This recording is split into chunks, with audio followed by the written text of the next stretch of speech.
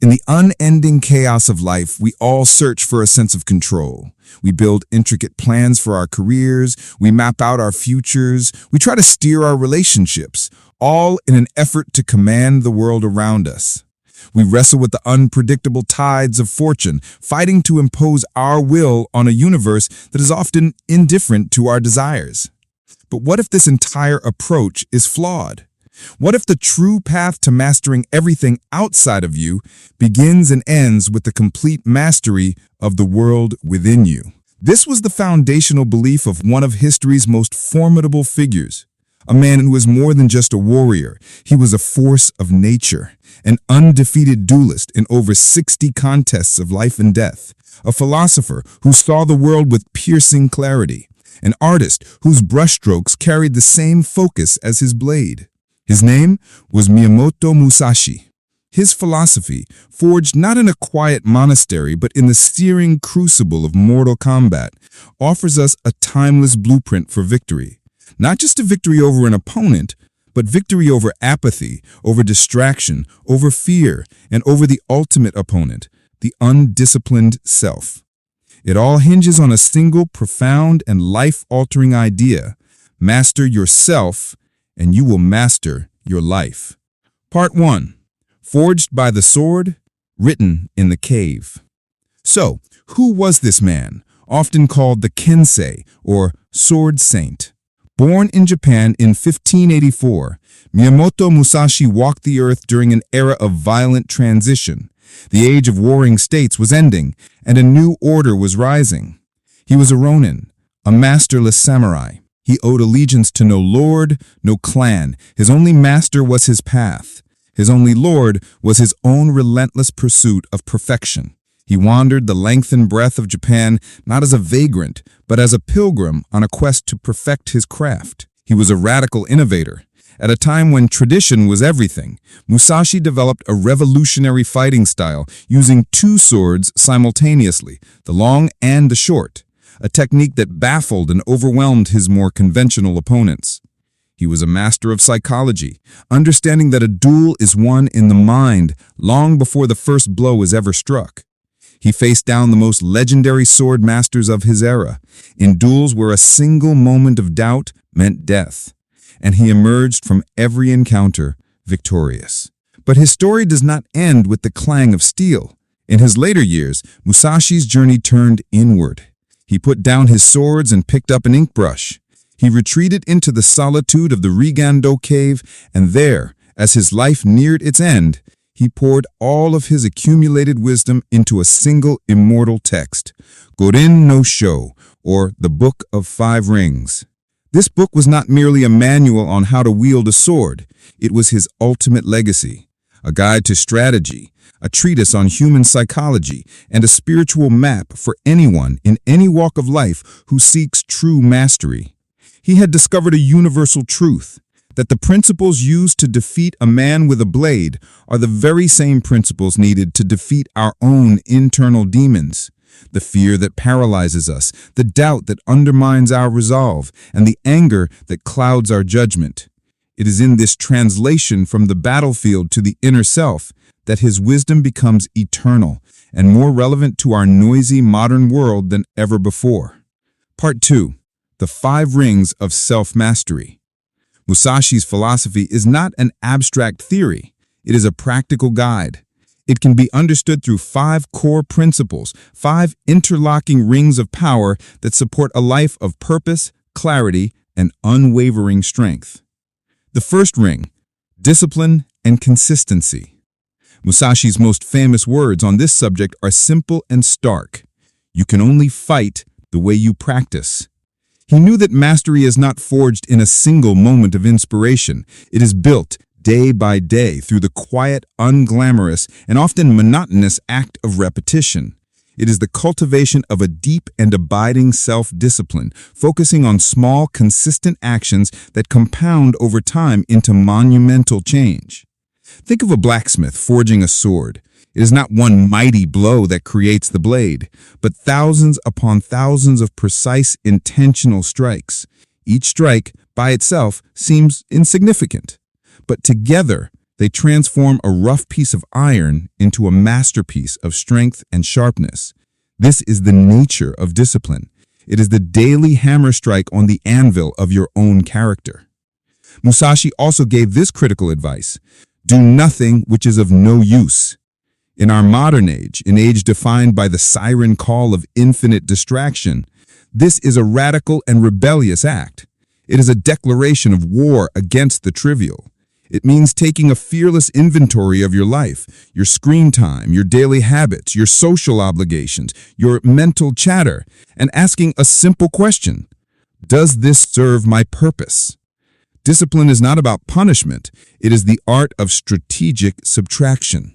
It is cutting away the dead weight so that your spirit can finally soar. The second ring: adaptability and fluidity. In the Book of Five Rings, Musashi uses the element of water to symbolize the highest form of strategy. Water, he observed, is the ultimate master of adaptability. It has no fixed shape. It effortlessly molds itself to any container it enters. It can be soft and yielding, flowing gently around any obstacle. Yet, given time, its persistence can carve canyons through solid rock. Musashi taught that a rigid mind is a fragile mind. A person who clings to one plan, one method, or one belief system is like a dry, brittle branch. When the winds of change blow, and they always do, that branch will inevitably snap under the pressure. Rigidity leads to failure. A fluid, responsive approach, however, ensures not just survival, but success. Life is, by its very nature, unpredictable. Your career will take unexpected turns. Your plans will be disrupted. New challenges will emerge from nowhere. The fluid mind does not rail against this reality. It embraces it. It does not ask, why is this happening to me? It asks, how can I use this? How can I flow with this new current instead of fighting it?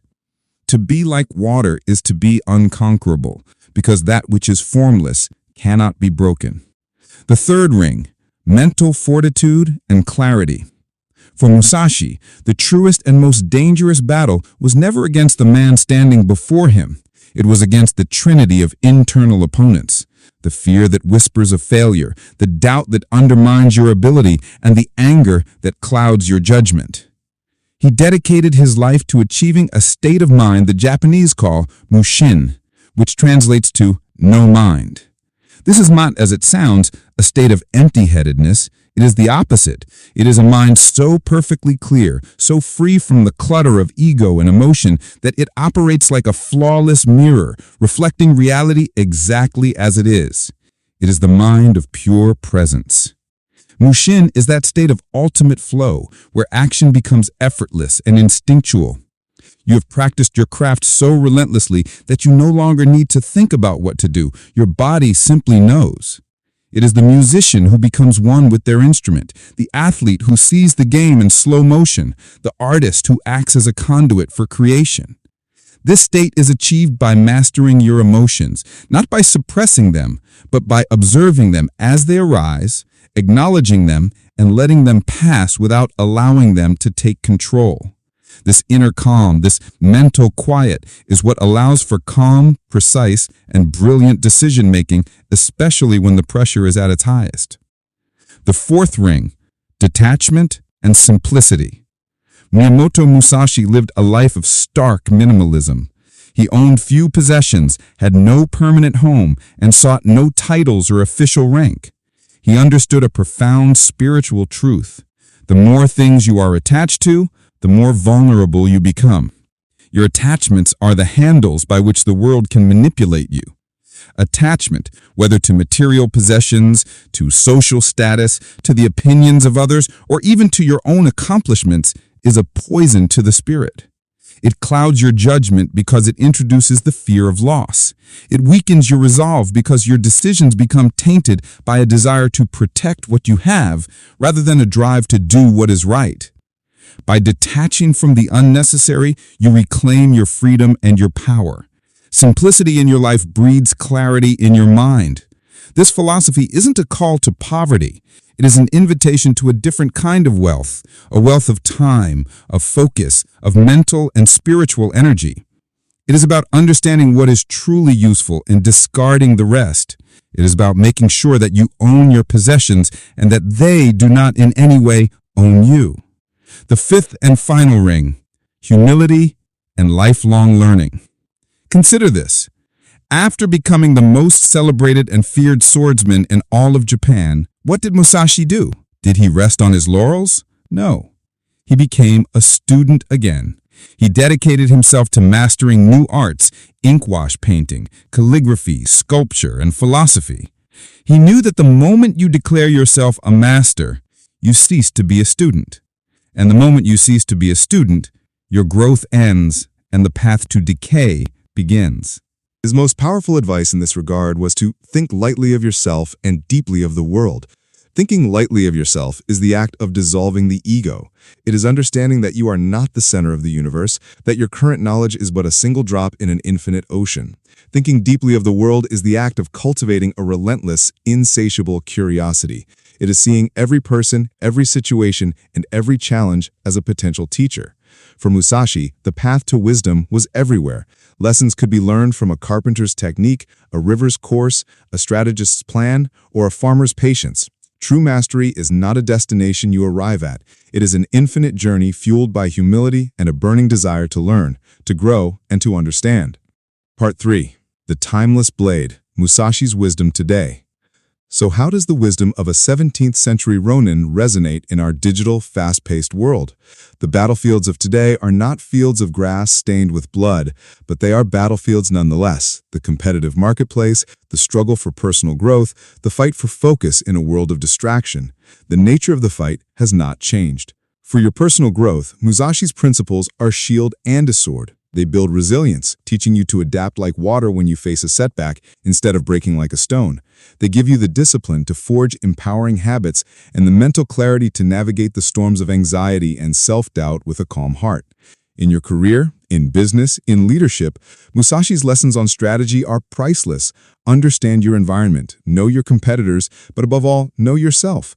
Know your strengths, and more importantly, know your weaknesses. A leader who is adaptable, who is decisive because their mind is clear, and who is humble enough to always be learning is an unstoppable force. And for your daily life, his emphasis on mushin, or no mind, is the very essence of modern mindfulness. It is the simple, powerful act of being fully present. It's putting your phone away during a conversation and truly listening. It's finding a state of flow not just in your most important work, but in the simple act of preparing a meal or taking a walk. It is about consciously trading a life of shallow distraction for a life of profound intention. Part 4. Forging your own blade, the first steps on the path. Philosophy without practice is just empty words. So let's bring this down to earth. Here are 3 simple, practical exercises you can use to begin walking Musashi's path starting today. First, the one useless thing rule. For the next 7 days, identify one single activity you do each day that is, in Musashi's words, of no use to your true purpose. This could be 30 minutes of aimless social media scrolling, a habit of complaining, or an afternoon snack that drains your energy. Just one thing, and for 1 week, eliminate it. This is not about deprivation. It is a small, manageable exercise to build the crucial muscle of self-discipline. Second, practice the water mindset. The very next time you encounter an unexpected problem, a frustration, or an obstacle that blocks your path, pause. Take a breath. Before you react with force or frustration, ask yourself one question. How can I be like water here? What would the adaptable, fluid, and persistent approach look like as opposed to the rigid, brittle, and forceful one? This simple question can transform your entire approach to problem solving. Third, create your Mushin moment. Choose one routine activity you do every single day. It could be brewing your morning coffee, your drive to work, or stretching. For just 5 minutes, commit to doing only that one thing. No music, no podcasts, no mental to-do lists. Pay full attention to the physical sensations, the sounds, the smells, the process itself. This is your dojo. This is where you train your attention, forging the focus that leads to mental clarity. Part 5. The ultimate victory. The path is the goal. The life of Miyamoto Musashi is a testament to a timeless truth. The ultimate victory is never over an external opponent. The ultimate victory is over the undisciplined, the fearful, the rigid, and the egotistical parts of ourselves. Mastery is not a trophy you win or a destination you finally reach. It is the path itself. It is the quality of attention you bring to each and every moment. It is found in the small choices you make, in the consistency of your practice, in your humility to always learn, and in the profound courage it takes to face your inner world with the same unwavering focus that a samurai faces his greatest opponent. The blade is in your hands. The battle is within. Master yourself, and you will, in your own unique and powerful way, master your life. Imagine a legendary samurai, a master of the sword, undefeated in over 60 duels, a name that is echoed through centuries as the pinnacle of martial prowess. Now, imagine this same man deliberately choosing hardship over ease, sleeping under the stars when he could have had a roof, eating meagerly when he could have feasted. Miyamoto Musashi, one of history's greatest warriors, actively shunned comfort. Why? Why would someone who achieved ultimate mastery go out of his way to make his life harder? This isn't just about ancient history. It's about a timeless principle that could unlock profound growth in your own life. Get ready to challenge everything you thought you knew about success. Part 1. The Gilded Cage of Modern Comfort. Our modern world is an architectural masterpiece of ease. It is a carefully engineered environment designed for one primary purpose: the elimination of friction. With a tap on a glass screen, a casual click of a mouse, or a simple voice command spoken into the air, we can summon food, entertainment, transportation, and information. Our homes are climate-controlled sanctuaries that insulate us from the weather. Our digital algorithms are silent servants that learn our desires and serve them up before we are even fully conscious of them. It's comfortable, it's incredibly convenient, and it is a subtle, insidious trap, a gilded cage whose bars are so pleasant to the touch we don't realize we're imprisoned. Constant convenience is a slow-acting poison for the human spirit. It acts as a powerful muscle relaxant for our willpower and our resilience. It conditions us to see any friction, any delay, any hint of struggle, not as part of life, but as a flaw in the system that needs to be eliminated. We become the person whose day is subtly soured when the Wi-Fi takes 3 extra seconds to connect, whose patience evaporates when a delivery is 10 minutes late. Our capacity for tolerating discomfort shrinks until the slightest inconvenience feels like a genuine crisis. This is not a condemnation of technology. It is a diagnosis of a culture that has mistaken ease for happiness. The critical question it forces us to ask is this: in our relentless pursuit of an effortless life, are we systematically sacrificing the very challenges that forge our character? In our quest for comfort, are we trading the potential for deep, meaningful, and lasting growth for the cheap, temporary high of having things be easy?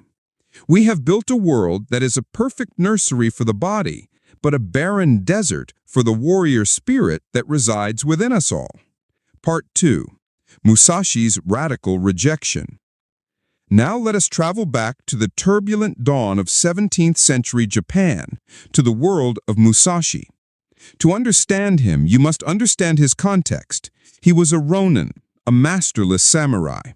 In the rigid hierarchy of his time, this meant he was an outsider, a wanderer with no lord, no stipend, and no safety net.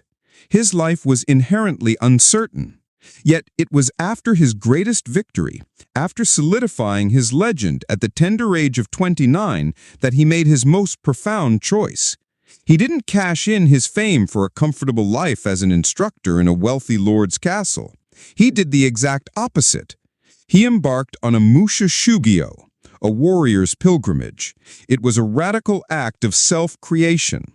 For decades, he wandered the countryside, deliberately living an austere, Spartan, and often brutal existence. He owned nothing but his swords and the clothes on his back. He had no permanent home, which meant he had no fixed identity to cling to. He was an artist who made his own tools from the materials he found in nature. This was not a life forced upon him by circumstance. It was a philosophy he chose, moment by moment, day after day. He understood a fundamental truth of human nature. Soft environments create soft people. Hard environments, when faced voluntarily, forge unbreakable spirits. He realized his training could not be limited to the dojo or the duel. His entire life had to become the training ground. He wasn't just training his body with the sword. He was training his mind and his spirit through a life of chosen adversity. Every cold morning was a rep in his mental gymnasium. Every simple meal was a lesson in self-control. Every night spent on hard, unforgiving ground was an exercise in stripping away the ego's demand for luxury. Part 3. The strategic benefits of discomfort. What did this incredibly harsh lifestyle give him? What was the strategic payoff for decades of self-imposed hardship? In a word, focus.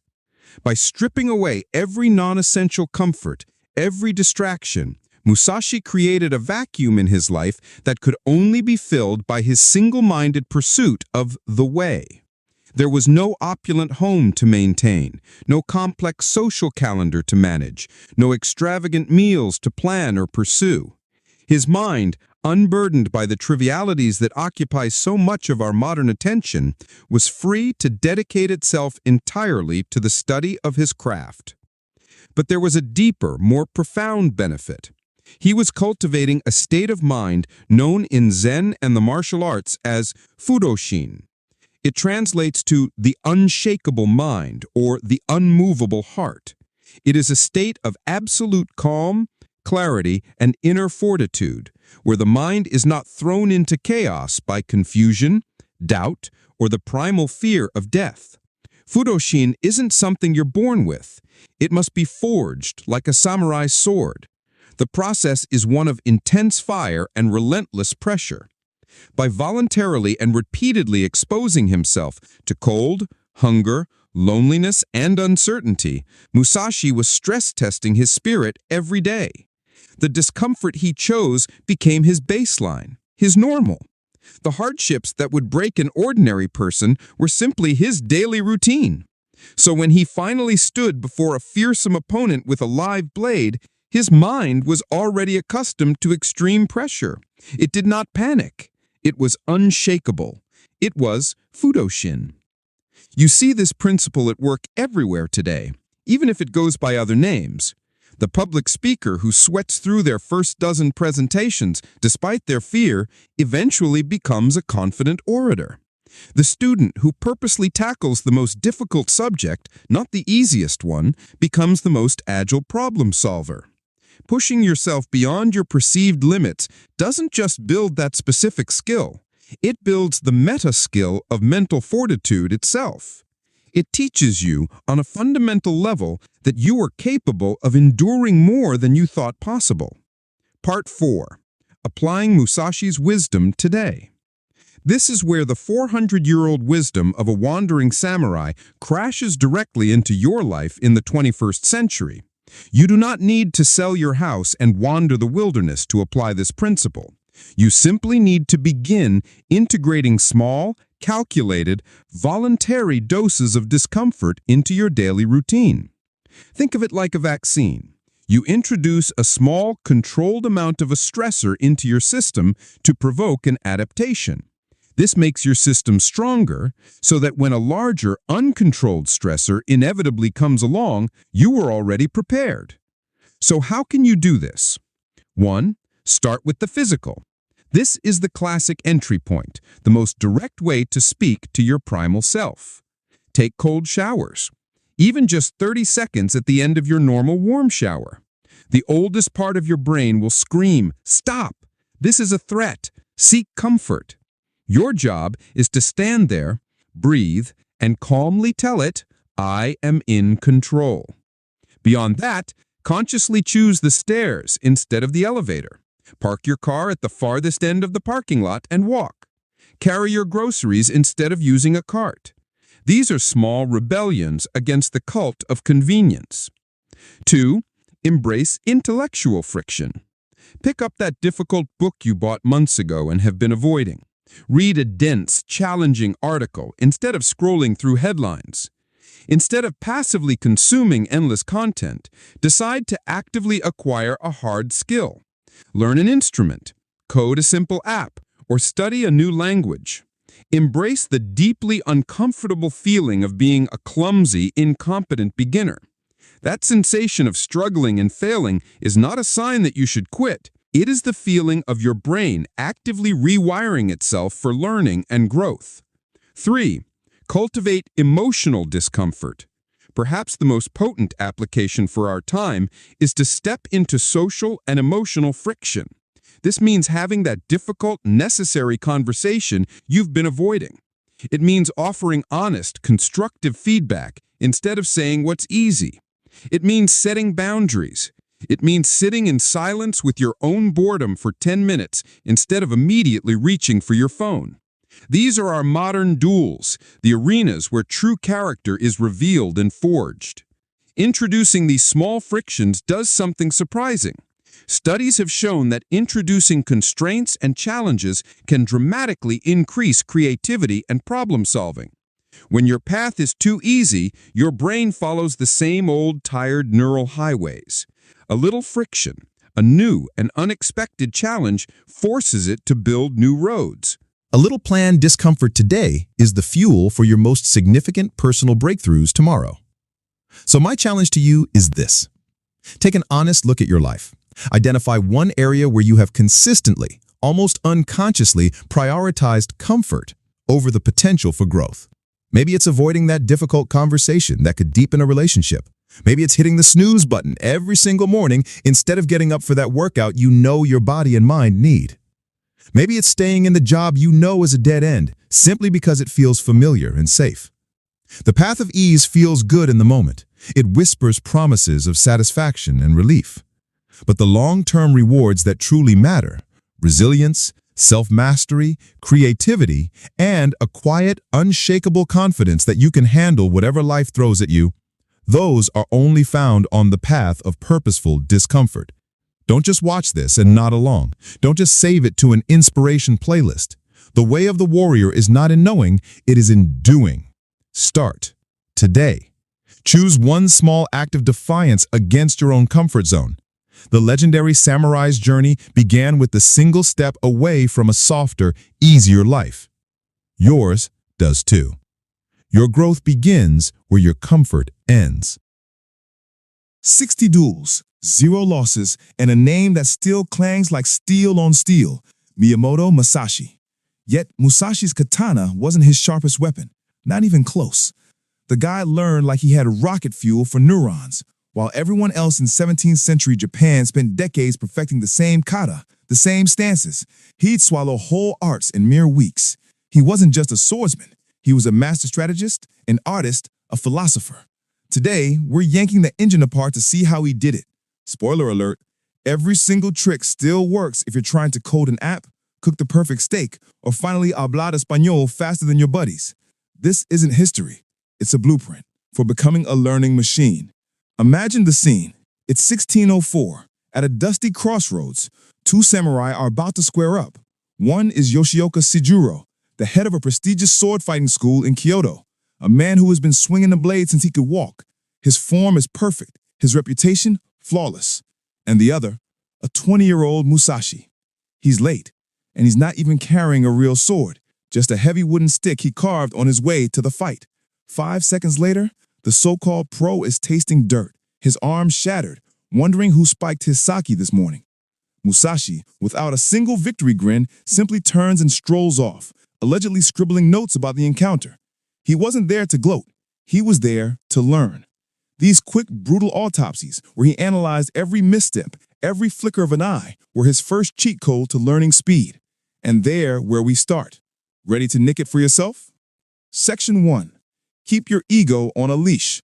Musashi wrote in his famous text, The Book of 5 Rings, do not have preferences. It's a simple line with a massive implication. A more direct translation for our purpose, Treat every belief like it owes you money and you're the auditor. Most learners baby their egos. They build a little shrine to what they think they know. Musashi took a sledgehammer to his. He treated his own assumptions as his greatest enemy. He would deliberately step into duels using an unconventional grip or a duller blade just to see what would crumple under pressure. He wasn't afraid of failure. He was obsessed with it. For him, every failure was a pound of pure, unadulterated data. He saw his own knowledge as a weapon that needed constant sharpening against the stone of reality. If a technique failed, he didn't blame the opponent. He dissected the technique. Here's the modern remix. The next time you practice guitar, record yourself. Then, put on headphones and listen to it like you're a rival, paid to find every single flaw. That cringe you feel? That's currency. That's the feeling of your ego getting out of the way so learning can happen. Doubt your chords, question your posture, and especially challenge that YouTube guru you follow religiously. Injecting a little bit of technical skepticism is like hitting the nitro button for your brain. It forces you to investigate the thing itself, not just your comfortable ideas about it. Section 2. Go T-shaped, then keep sprawling. You've probably heard of the T-shaped learner. Go deep in one core skill, but have a broad, shallow knowledge of others. It's a good idea, but Musashi's model looked less like a T and more like a full-blown spider web. He achieved unparalleled mastery with the dual blades, but he didn't stop there. He became an accomplished ink painter, a calligrapher, a sculptor, and he even consulted on urban planning and garden design. He understood that skills talk to each other. Each new discipline he picked up whispered new secrets about universal principles, space, rhythm, timing, and the nature of materials. His study of calligraphy improved the fluidity and grace of his sword strokes. His landscape painting taught him perspective and strategy, how to see the whole battlefield at a glance. It was compound interest, but for skills. Each new discipline didn't just add to his knowledge, it multiplied the value of everything else he already knew. So, let's try it. Pick your core obsession. Let's say it's photography.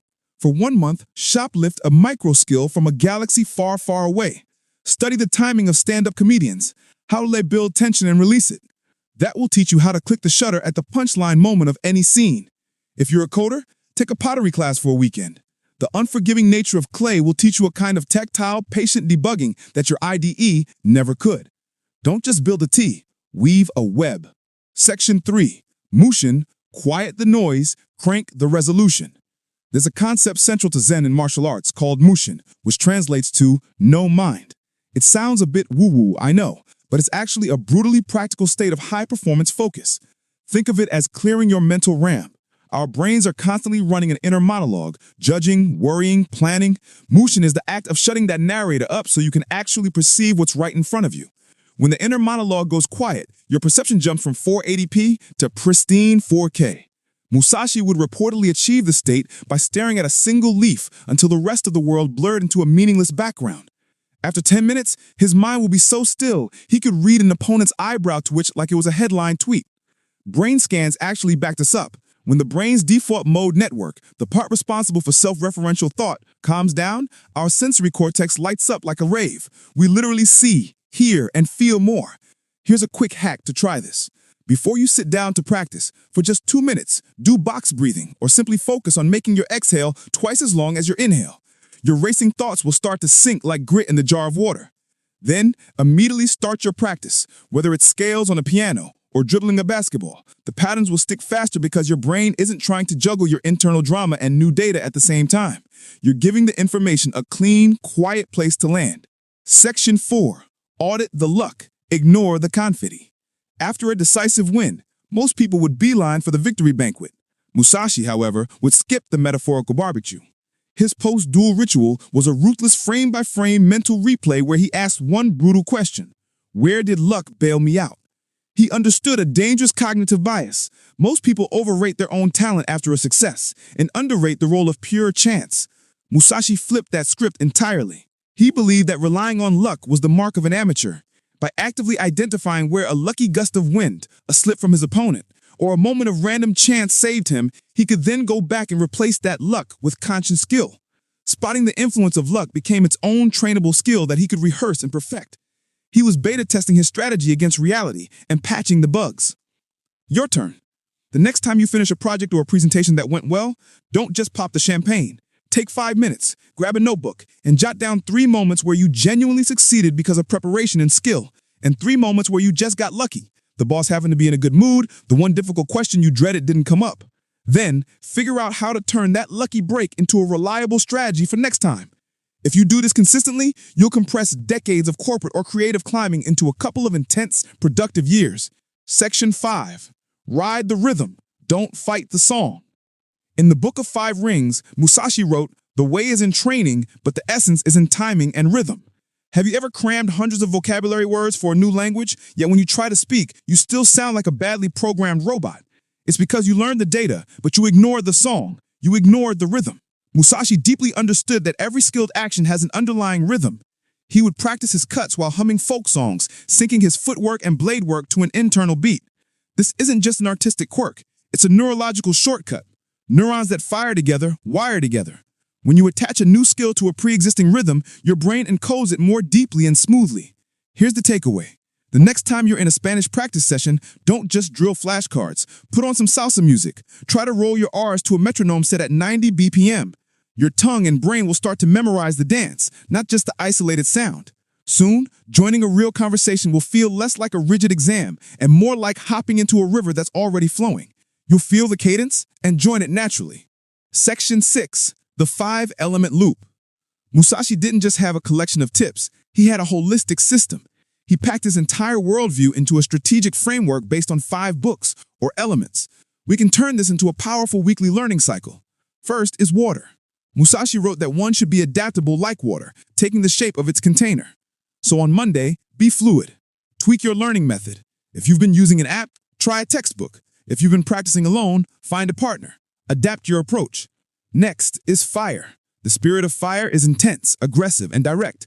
So, on Tuesday, attack. Start that scary project you've been procrastinating on. Make bold mistakes. Don't hesitate. Just move forward with force and learn from the heat.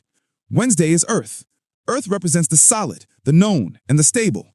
Guard your fundamentals. Focus on your routines. Get enough sleep. Eat well. Review the basics. This is your foundation. Don't neglect it. Thursday is wind. This book is about learning from others, studying different schools and mentors. So find a master to copy. Read their book, watch their videos, imitate their technique. But then, and this is the key Musashi twist, deliberately zig where they zag. Break one of their rules to make the knowledge your own. Finally, Friday is the void. This represents the unknowable, the place where pure intuition lives. After a week of hard data, sit quietly. Let your brain defrag. Go for a walk without headphones. The void is about trusting your gut after you've done the work. Often, your best insights will surface in this silence. Spin that 5-element wheel week after week, and you'll easily lap anyone stuck on a single-speed study plan. All right, quick favor. Down in the comments, drop the next skill you really want to turbocharge. It can be anything. Speed reading, boxing, baking sourdough, you name it. I am going to answer every single comment with a custom Musashi-style tweak you can use right away. Let's turn that comment section into a free virtual dojo. And while you're down there, make sure you hit subscribe so you don't miss our next historical heist. Section 7. 14-day speed run. Theory is great, but let's get our hands dirty. Here is a 14-day speed run to duct tape all these principles together and see a real result. Days 1 through 3, pick your one deep skill you want to improve. Today, record a bass line. Film yourself playing that guitar riff, record yourself speaking Spanish, or screen capture yourself trying to code a simple function. Don't judge it, just get the raw data. Days 4 through 6, begin every practice session with just 5 minutes of that Mushin-style breathing. Quiet the noise. Just focus on your breath. Then dive straight into your reps with that clear mind. Days 7 through 9, time to build your spider web. Steal a microskill from a totally random universe. If you're learning to write, study how surgeons hold a scalpel. It'll teach you about precision and pressure. Spend 20 minutes a day on this and write down any insights, no matter how weird they seem. Days 10 through 12, end every single session with a 3-line luck auditing. Write it down. 1. Where did I get lucky? 2. Where did I succeed through pure skill? 3. What one thing can I change to replace luck with skill tomorrow? Days 13 and 14, it's performance time. Record yourself again, perform for a friend, a camera, anyone. Then watch your first video and your new video side by side. Pay close attention, not just to the improvements, but to the moments that feel smooth and effortless. That's the rhythm you've been building. Most people who try this see a tangible 25–40% jump in their skill acquisition inside 2 weeks. After that, the slope just gets steeper. Miyamoto Musashi's incredible learning velocity wasn't wizardry. It was a ruthlessly efficient, battle-tested system. Doubt your ego, cross-pollinate your skills, hush the internal noise, audit your luck, surf the underlying rhythm, and cycle through the 5 elemental strategies. 60 duels later, his sword was practically optional. His mind was the real weapon, and it stayed lethal until his final days. Your battles might be certification exams, crucial sales calls, or crossing the finish line of a marathon. The arena has changed, but the code remains the same. So walk into your next practice session expecting to be wrong. Stay curious as if you've paid 0 dues. And remember, the goal isn't to cosplay a 17th century samurai. It's to outlearn him, using all the advantages of Wi-Fi and good coffee. Now close this tab, pick just one trick from this video, and go test it before the kettle boils. The clock's running. Go keep your record clean.